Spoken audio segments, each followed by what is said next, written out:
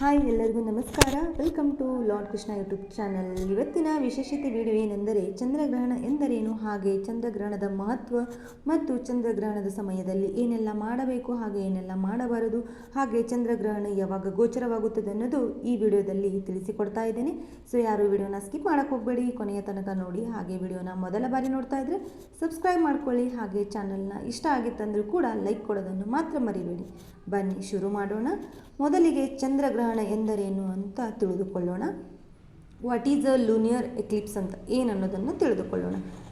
ಸೂರ್ಯ ಮತ್ತು ಚಂದ್ರನ ನಡುವೆ ಭೂಮಿ ಬಂದಾಗ ಭೂಮಿಯ ನೆರಳು ಚಂದ್ರನ ಮೇಲೆ ಬೀಳುತ್ತದೆ.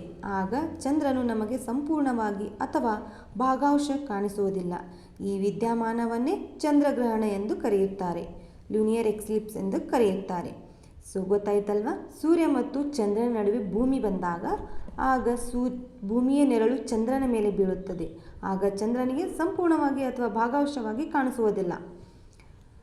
ನೆಕ್ಸ್ಟ್, ಇದು ಪೂರ್ಣಿಮೆ ಹುಣ್ಣಿಮೆ ದಿನದಂದು ಮಾತ್ರ ಸಂಭವಿಸುತ್ತದೆ. ಈಗ 2026 ಮಾರ್ಚ್ 3ರಂದು ಚಂದ್ರನ ಗ್ರಹಣದ ವಿವರಗಳನ್ನು ಕೂಡ ನಾನು ಈ ವಿಡಿಯೋದಲ್ಲಿ ತಿಳಿಸ್ತಾ ಇದ್ದೇನೆ. ಮಾರ್ಚ್ 3, 2026 ಮೊದಲ ಚಂದ್ರಗ್ರಹಣವು ಮಾರ್ಚ್ 3ರಂದು ಮಂಗಳವಾರ ಸಂಭವಿಸಲಿದೆ. ಇದು ಒಂದು ಖಗ್ರಾಸ್ ಚಂದ್ರಗ್ರಹಣ, ಟೋಟಲ್ ಲೂನಿಯರ್ ಎಕ್ಲಿಪ್ಸ್ ಅಥವಾ ಬ್ಲಡ್ ಮೂನ್ ಎಂದು ಕೂಡ ಕರೆಯುತ್ತಾರೆ. ಅಂದರೆ ಪೂರ್ತಿ ಗೋಚರವಾಗುವ ಕಾರಣ ಇದಕ್ಕೆ ಬ್ಲಡ್ ಮೂನ್ ಎಂದು ಕೂಡ ಕರೆಯುತ್ತಾರೆ. ದಿನಾಂಕ ಮಾರ್ಚ್ 3, 2026 ಮಂಗಳವಾರ ಹೋಳಿ ಹುಣ್ಣಿಮೆಯ ದಿನದಂದು ಇದು ಗೋಚರವಾಗುತ್ತಿದೆ. ಹಾಗೆ ಗ್ರಹಣ ಆರಂಭ ಸ್ಪರ್ಶಕಾಲ, ಗ್ರಹಣ ಟೈಮ್ ಬಂದ್ಬಿಟ್ಟು ಮಧ್ಯಾಹ್ನ 3:20 PM, ಅಂದರೆ ಮಧ್ಯಾಹ್ನ 3:20 ಗಂಟೆಗೆ. ಹಾಗೆ ಸಂಪೂರ್ಣ ಗ್ರಹಣ ಖಗ್ರಾಸ್ ಗ್ರಹಣ ಸಂಜೆ 4:34 PM ಇಂದ ಪ್ರಾರಂಭವಾಗುತ್ತದೆ. ಗ್ರಹಣದ ಅಂತ್ಯ ಮೋಕ್ಷಕಾಲ ಅಂತ ಹೇಳ್ತಾರೆ ನೋಡಿ, ಅದು ಸಂಜೆ 6:47 PMಗೆ ಗೋಚರವಾಗ್ತಾ ಇದೆ. ಗ್ರಹಣ ಅಂತ್ಯವಾಗುತ್ತೆ ಆ ಟೈಮಲ್ಲಿ. ದೃಶ್ಯಮಾನ ಭಾರತದಲ್ಲಿ ವಿಶೇಷವಾಗಿ ದೆಹಲಿ ಮತ್ತು ಇತರ ಉತ್ತರ ಪ್ರದೇಶ ಭಾಗಗಳಲ್ಲಿ ಗ್ರಹಣ ಸಂಪೂರ್ಣವಾಗಿ ಗೋಚರಿಸುವ ಸಂಜೆ ಚಂದ್ರೋದಯದ ನಂತರ ಗೋಚರವಾಗುತ್ತದೆ. ಅವಧಿ ಸುಮಾರು 3 ಗಂಟೆ 27 ನಿಮಿಷ. ಭಾರತದಲ್ಲಿ ಸಂಜೆ 6:22ರಿಂದ 6:42ರವರೆಗೆ ಗೋಚರವಾಗುವ ಸಾಧ್ಯತೆ ಇದೆ. ಸೊ 2026 ಚಂದ್ರಗ್ರಹಣದ ವೈಶಿಷ್ಟ್ಯತೆಗಳನ್ನು ಕೂಡ ತಿಳಿದುಕೊಳ್ಳೋಣ. ಅದರ ಫೀಚರ್ಸ್ ಏನನ್ನೋದನ್ನು ಕೂಡ ನಾವು ಈ ವಿಡಿಯೋದಲ್ಲಿ ತಿಳಿಸಿಕೊಡ್ತಾ ಇದ್ದೇನೆ. ಯಾರು ವಿಡಿಯೋನ ಸ್ಕಿಪ್ ಮಾಡೋಕ್ಕೆ ಹೋಗಬೇಡಿ. ಬ್ಲಡ್ ಮೂನ್ ಎಂದರೆ ಚಂದ್ರ ಮತ್ತು ಭೂಮಿಯ ದಟ್ಟವಾದ ನೆರಳನ್ನು ಪ್ರವೇಶಿಸುವುದರಿಂದ ಚಂದ್ರನು ಕೆಂಪು, ಕಿತ್ತಳೆ ಅಥವಾ ತಾಮ್ರದ ಬಣ್ಣದಲ್ಲಿ ಗೋಚರಿಸುತ್ತಾನೆ. ಬ್ಲಡ್ ಮೂನ್ ಎಂದರೆ ಚಂದ್ರ ಭೂಮಿಯ ದಟ್ಟವಾದ ನೆರಳನ್ನು ಪ್ರವೇಶಿಸುವುದರಿಂದ ಚಂದ್ರನು ಕೆಂಪು, ಕಿತ್ತಳೆ ಅಥವಾ ತಾಮ್ರದ ಬಣ್ಣದಲ್ಲಿ ಗೋಚರವಾಗುತ್ತಾನೆ. ಹಾಗೆ ಹೋಳಿ ಹಬ್ಬದ ಮೇಲೆ ಪ್ರಭಾವ ಏನೆಲ್ಲ ಸಾಧ್ಯತೆ ಇದೆ? 2026ರಲ್ಲಿ ಹೋಳಿ ಅಂದರೆ ಹೋಳಿಕಾ ದಹನ ಮಾಡ್ತೀವಲ್ವ, ಸೊ ದಿನದಂದು ಗ್ರಹಣವು ಇರುವುದರಿಂದ ಕಾರಣ ಸಂಪ್ರದಾಯದಂತೆ ಗ್ರಹಣದ ಅವಧಿಯಲ್ಲಿ ಹಬ್ಬದ ಆಚರಣೆಗಳಿಗೆ ನಿರ್ಬಂಧವಾಗಿರುತ್ತದೆ. ಸೊ ಗ್ರಹಣದ ಟೈಮಲ್ಲಿ ಯಾವುದೇ ಹಬ್ಬ ಆಚರಣೆ ಕೂಡ ನಾವು ಮಾಡೋದಿಲ್ಲ. ಹಾಗಾಗಿ ಹೋಳಿ ಹಬ್ಬದ ಮೇಲೆ ಪ್ರಭಾವ ಕೂಡ ಇದೆ.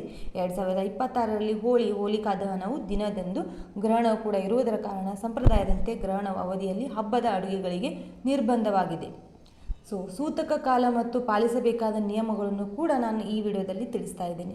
ಸೂತಕದ ಕಾಲ ಅಂದರೆ ಜ್ಯೋತಿಷ ಶಾಸ್ತ್ರದ ಪ್ರಕಾರ ಗ್ರಹಣ ಆರಂಭವಾಗುವ 9 ಗಂಟೆಗಳ ಮುಂಚಿತವಾಗಿ ಸೂತಕ ಕಾಲ ಪ್ರಾರಂಭವಾಗುತ್ತದೆ.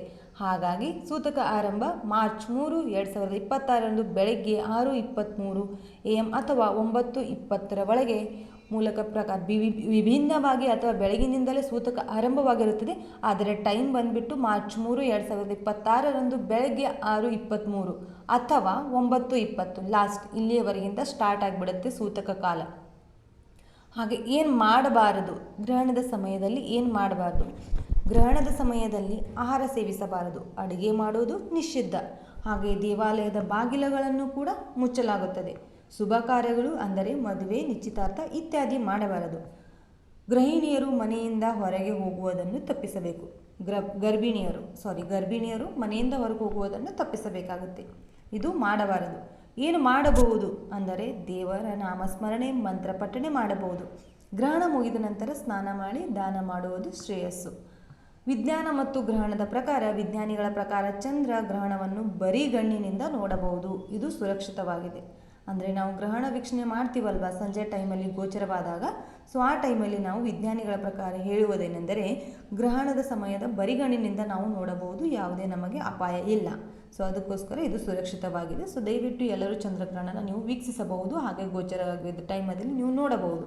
ಸೊ ಯಾರು ಇದನ್ನು ಹಾಕ್ಕೊಂಡು ನೋಡಬೇಕಂತೇನಿಲ್ಲ, ಬರೀ ಗಣ್ಣಿನಿಂದ ನೋಡಿದರೆ ಸಾಕು, ಚಂದ್ರ ಸಂಪೂರ್ಣವಾಗಿ ಗೋಚರವಾಗಿದ್ದನ್ನು ನಮಗೆ ಕಾಣಿಸುತ್ತಾನೆ. ನಾನು ಎಲ್ಲ ಟೈಮನ್ನು ಹೇಳಿಕೊಟ್ಟಿದ್ದೇನೆ.